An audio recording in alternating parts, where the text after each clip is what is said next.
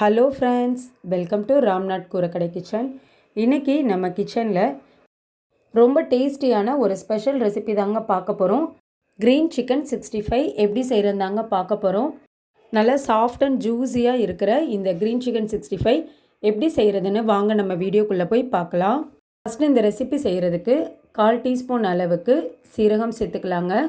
காரத்துக்கு 4 பச்சை மிளகாய் சேர்த்துக்கிறேங்க. நீங்கள் உங்கள் காரத்துக்கு தகுந்த அளவுக்கு கம்மியாகவோ அதிகமாகவோ சேர்த்துக்கோங்க. 2 கைப்பிடி அளவுக்கு புதினா, 2 கைப்பிடி அளவுக்கு கொத்தமல்லி சேர்த்துருக்கேங்க.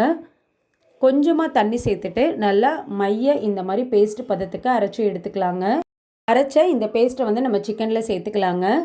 இப்போ க்ரீன் சிக்கன் 65 செய்கிறதுக்கு 3/4 கிலோ அளவுக்கு சிக்கன் எடுத்துருக்கேங்க. போன்லெஸ் ரெண்டுமே சேர்த்துருக்கேன்.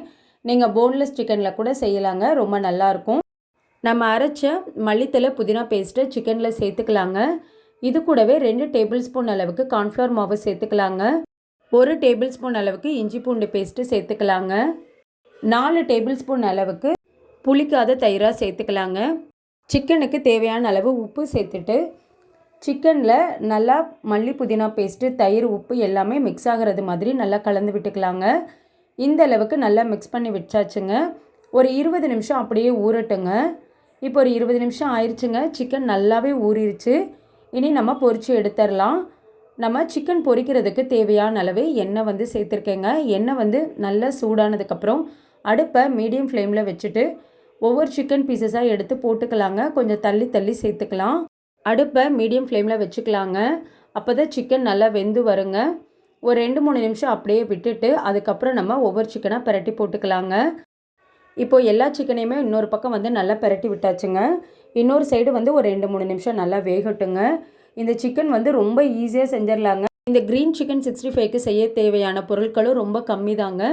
குயிக்காக செய்யக்கூடிய இந்த ரெசிப்பியை கண்டிப்பாக நீங்களும் ட்ரை பண்ணி பார்த்துட்டு எப்படி இருந்ததுன்னு உங்கள் கமெண்ட்ஸை எனக்கு சொல்லுங்கள். இப்போ ஒரு 3 நிமிஷம் கிட்ட ஆயிடுச்சுங்க. இன்னொரு பக்கம் நல்லா வெந்துருச்சு. இப்போ சிக்கனை நம்ம எடுத்துடலாம்.